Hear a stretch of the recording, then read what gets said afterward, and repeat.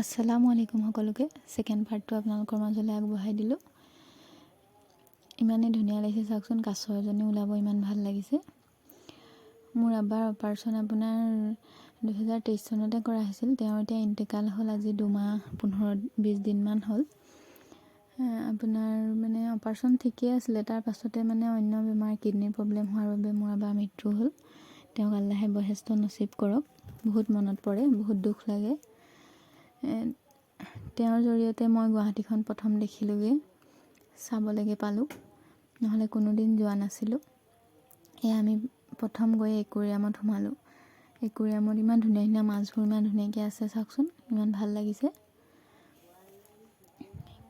কিবা এটা ভাল লাগিল চাই। আবাৰ অপাৰেশ্যনটো আপোনাৰ আমিনগাঁৱৰ নাৰায়ণাত কৰা হৈছিলে। ছাকচেছফুল হ'ল, ধুনীয়া হ'ল, কিন্তু 2 বছৰ কমপ্লিট নহ'লে আবাৰ ঢুকাই গ'ল।